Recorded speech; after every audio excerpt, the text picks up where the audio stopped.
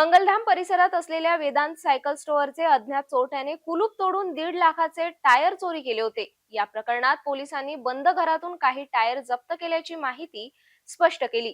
मात्र अद्यापपर्यंत त्या बंद घराची पोलिसांनी चौकशी आणि आरोपीचे नाव उघड केले नसल्याचा आरोप दुकानदाराने केला आहे। या प्रकरणात फैजरपुरा पोलीस एवढी गोपनीयता का ठेवत आहे असा प्रश्न आता उपस्थित होत आहे। फैजरपुरा पोलीस स्टेशन अंतर्गत येत असलेल्या महादेवखोरी परिसरात राहत असलेल्या फिर्यादी राजेश रामकृष्ण देशमुख यांचे इंदिरा गांधी पुतळा जेवडनगर येथे सायकल रिपेअरिंगचे दुकान आहे। त्यांची मंगलधाम पुलासमोरील वेदांत सायकल स्टोअर्स दुकानात 8 जून ते 12 जून दरम्यान अज्ञाताने दुकानाचे कुलूप तोडून आत प्रवेश केला।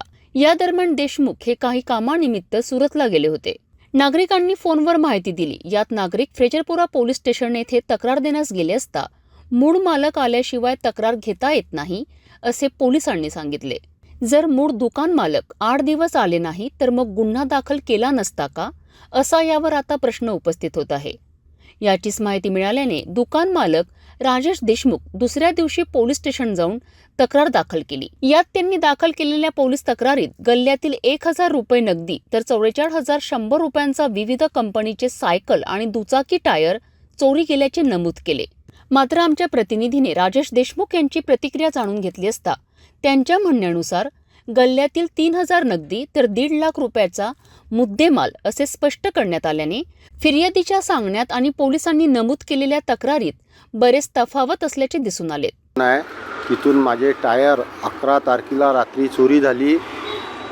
MRFचे 25, सीएटचे 25 आणि मोठेवाले होते 12 टायर असे चोरी गेले। मी सुरतला मुलीच्या इथं गेलो असताना मला फोन आला 12 तारखेला सकाळी जगदीश गोळे यांचा का बा तुमच्या दुकानचे शटर लॉक तोडलेले आहे, शटर बेंड केलेला आहे।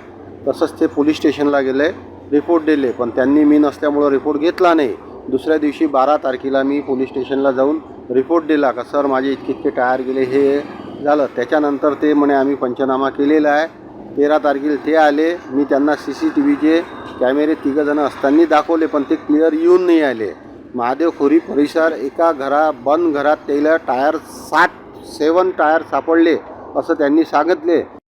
त्यांना सापडले 14 तारखेला, 14 ते 15 तारखेला सापडले द्यायले, पण त्याच्यानंतर त्यांनी मला पोलीस स्टेशनला बोलून दाखवले तुमचेच आहे का, तर मी खात्रीनं सांगितलं सीएट आणि MRFचे माझेच टायर आहे, दुसरी कुठे चोरी झालेली नाही। इतके मोठे टायर, बाकी टायरचा तपास लावा, तर ते म्हणे ठीक आहे आम्ही तपास लावतो, पण बाकी त्यानं ते बंद घराचं अजूनही माहिती नाही केली। मी विचारलं कोणाचं घर आहे, ते म्हणे हे लावारीस घर आहे म्हणे, त्याच्यात माल सापडला म्हणे तुमचा।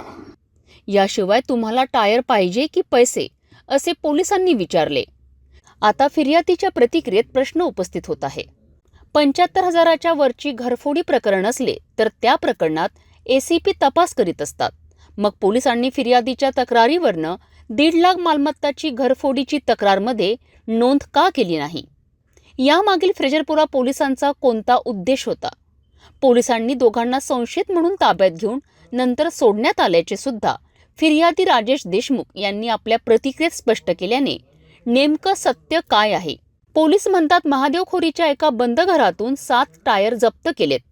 मात्र त्यातील टायर आणि फिर्यादीने दिलेल्या तक्रारीत असलेल्या टायरमध्ये साम्य दिसून येत नसल्याचे पोलीस निरीक्षक बनसोड यांनी आमच्या प्रतिनिधीकडे स्पष्ट केलेत। पोलिसांनी जप्त केलेले 7 टायर सुद्धा फिर्यादीच्या ताब्यात दिले नसल्याची प्रतिक्रिया व्यक्त केल्याने या प्रकरणात नेमकं सत्य काय आहे असा प्रश्न आता उपस्थित झालाय। एकतर फिर्यादीच्या तक्रारीवरनं पोलिसांनी गुन्हा का दाखल केला नाही? 1.5 लाख मालमत्ता चोरी गेल्याचे सांगितले असता केवळ 44,100 रुपयांची मालमत्ता चोरी गेल्याचे का पोलीस तक्रारीत नमूद केले?